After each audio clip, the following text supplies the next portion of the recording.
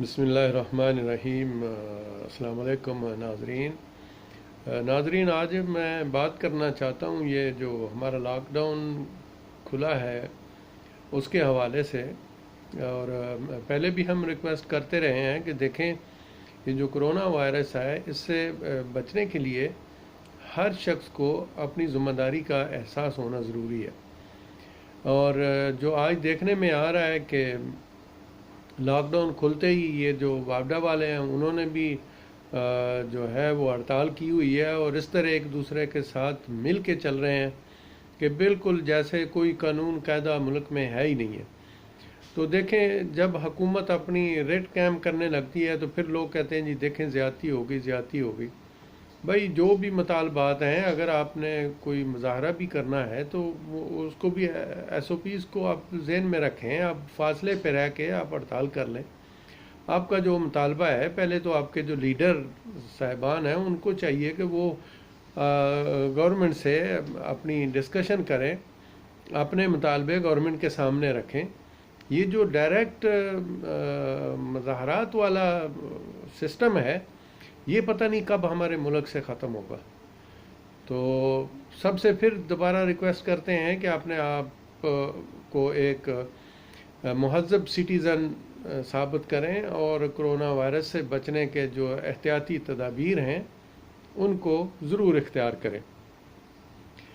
اور دوسرے نمبر پہ ایک میں تو خیر آج ہی مجھے معلوم ہوا، اور پھر اسی لحاظ سے اسی سورسز سے میں نے پتہ بھی کیا کہ جو ہمارے ایک اسلامی اسکالر ہیں جناب انجینئر محمد علی مرزا صاحب، ان کے خلاف جو ایک ایف آئی آر ہوئی، اور ایف آئی آر میں چلے ان کی ضمانت ہو گئی الحمدللہ، لیکن میں اس سلسلے میں یہ کہنا چاہتا ہوں کہ جتنے بھی علماء دین ہیں پہلے تو یہ مسجدوں میں ہی ایک دوسرے کو کافر کہتے رہتے ہیں، اللہ ان کو ہدایت دے اور اس کفر کے فتووں سے باہر نکلیں۔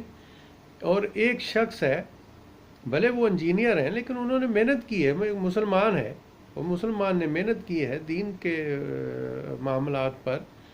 ڈاکٹر اسرار احمد اللہ ان کو جنت نصیب کرے، وہ بھی تو ایک میڈیکل ڈاکٹر تھے لیکن اس طرف پھر وہ راغب ہو گئے۔ ڈاکٹر ذاکر نائک ہے، اور ایسی بے شمار مثالیں ہیں پاکستان اور دنیا کے اندر۔ تو یہ کوئی اتنی لازمی شرط نہیں ہے جو مولوی ٹھونس رہے ہیں دوسرے لوگوں پر۔ بھائی ایک بندے نے محنت کی ہے اور ہم ان کو سنتے رہتے ہیں، وہ ہمیشہ قرآن و سنت کے جو معاملات ہیں وہ قرآن و سنت کے حساب سے ہی ڈیل کرتے ہیں، اور باقاعدہ بغیر دلیل کے میں نے اس شخص کو آج تک کوئی بات کرتے نہیں دیکھا۔ اگر کسی کو کوئی شوق ہے یا اس دین میں اگر کوئی انحراف کر رہا ہے یا کوئی ایسی بات آپ دیکھ رہے ہیں، تو ایک جو اچھا اور مہذب طریقہ ہے جو ہمارا دین بھی بتاتا ہے اور ہمارا معاشرہ بھی بتاتا ہے، اس طریقے سے آپ محمد علی مرزا صاحب کے ساتھ بات کریں، ان کے ساتھ ڈسکشن کریں۔ اگر کوئی اختلاف ہے تو اس اختلاف کو دور کریں۔ اب مسجدوں سے نکل کر آپ لوگ جو ہے نا کورٹ کچہریوں میں بھی چلے گئے ہیں، یہ کتنی مطلب کہ دکھ والی بات ہے۔ علماء دین جو ہیں ان کا جو معاملات ہیں، ان کا جو معاملہ ہے وہ دوسری طرح کا ہے۔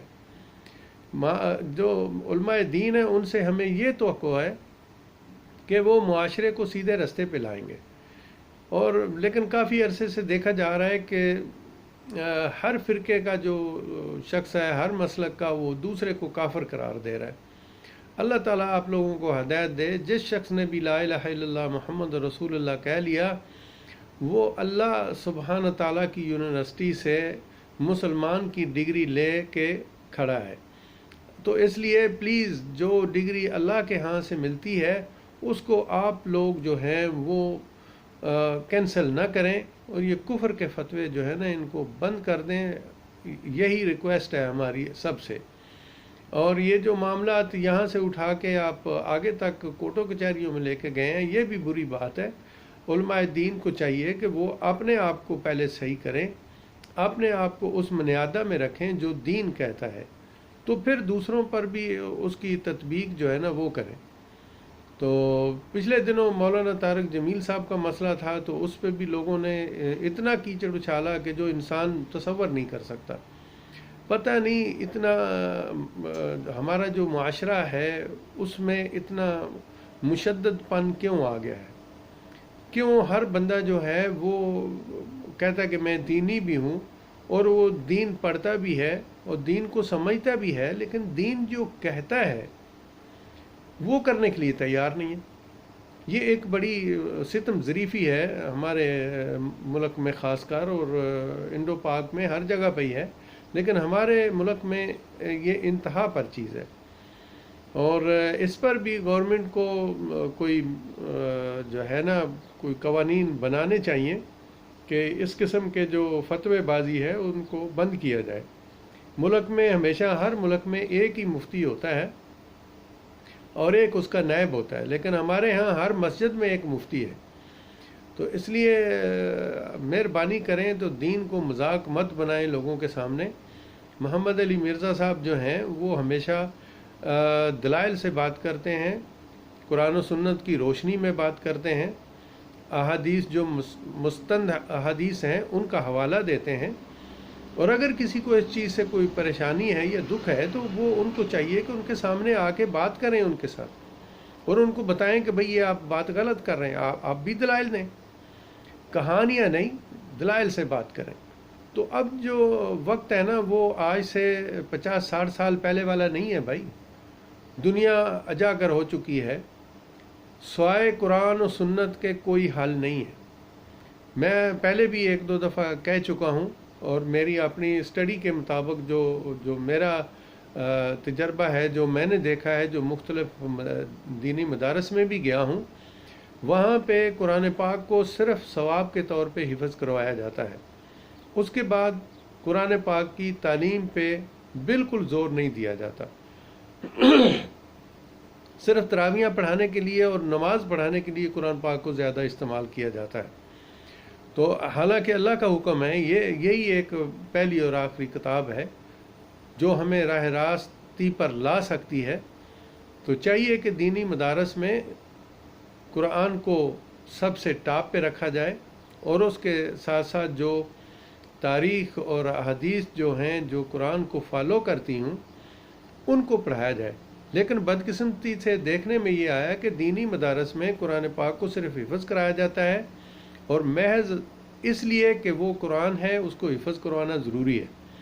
اس کے بعد قرآن پر کوئی توجہ نہیں دی جاتی، نہ ہی اس کی کوئی تعلیم پہ توجہ دی جاتی ہے۔ تو اس لیے میری ریکویسٹ ہے سارے علماء دین سے کہ خدا کے لیے اس روش کو بند کرے، اس سے پہلے کہ گورنمنٹ کو کوئی ایکشن لینا پڑے۔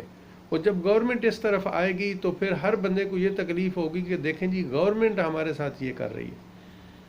ساری دنیا میں ہم دیکھ چکے ہیں، جہاں بھی کوئی ہے وہاں ایک طریقہ کار ہے، اور اس کے مطابق خطبے بھی ہوتے ہیں اور باقی چیزیں بھی ہوتی ہیں۔ خدا کے لیے یہ کفر کے فتوے بند کر دیں ایک دوسرے کو دینے، اور جناب مرزا محمد علی کے صاحب کے ساتھ جو زیادتی ہوئی ہے اس کا سچی بات ہے کہ میں تہ دل سے یعنی اس کی مذمت کرتا ہوں، اور یہ بالکل غلط رویہ ہے اور غلط ہوا ہے۔